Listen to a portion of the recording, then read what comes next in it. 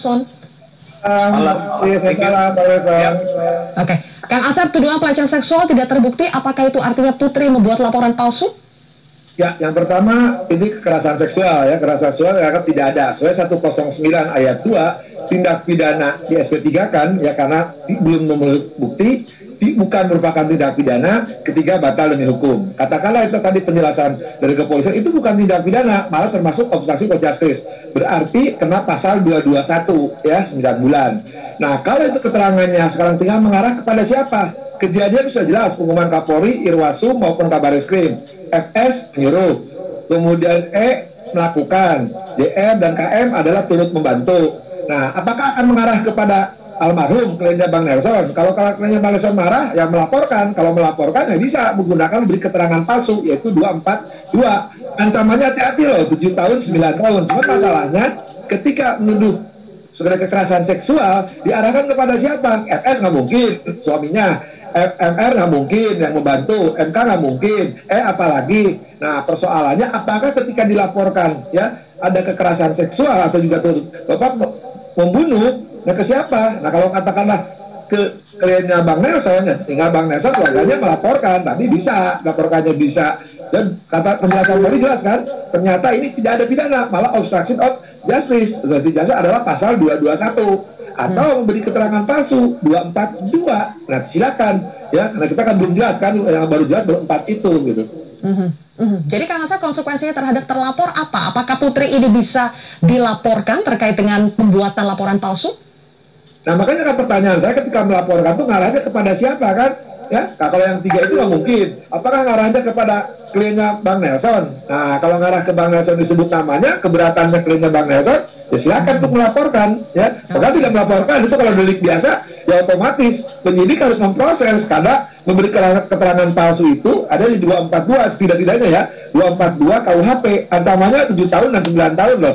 Atau tadi kalau penjelasannya ikut dari pihak Bareskrim, kepolisian mengatakan itu tidak ada, justru berkaitan dengan obstruction of justice. Kalau itu pasalnya 221 9 bulan. Jadi ada beberapa pasal yang akan bisa terkena, tapi tergantung siapa yang melaporkan. Karena kejadiannya kan seorang ada kekerasan seksual, ada pembunuhan, tapi kita kan tidak tahu itu siapa pelakunya. Kalau pelakunya kliennya Bang Nelson, ya masa orang meninggal dibangkitkan kembali? Ya nggak mungkin orang sudah meninggal, aturannya ada, nggak bisa nuntut orang sudah meninggal. Nah, cuma persoalannya mungkin kita tanya nanti ke pihak penyidik ya, ini tadi yang dilaporkan kekerasan seksual itu siapa gitu kan? Jadi pilihannya kan 4 itu kan, ya 4 itu tidak mungkin. Nah, sekarang apakah kliennya Bang Nelson? Kalau kliennya Bang Nelson kan udah meninggal gitu kan. Nah, kemudian ya sekarang penjelasan polisi lebih jelas.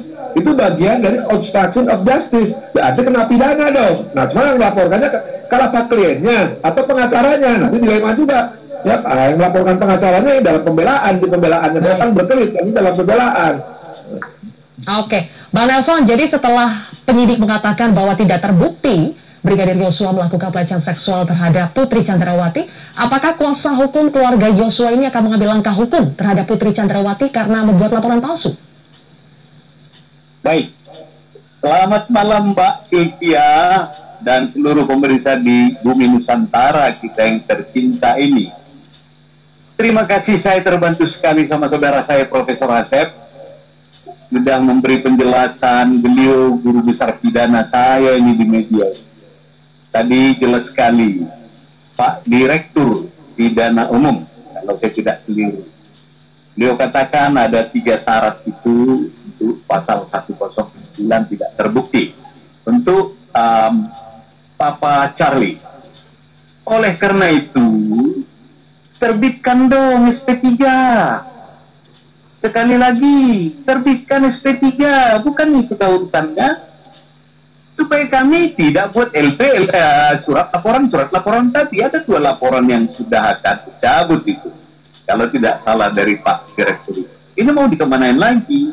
Yang kedua, enak sekali kita terbantu oleh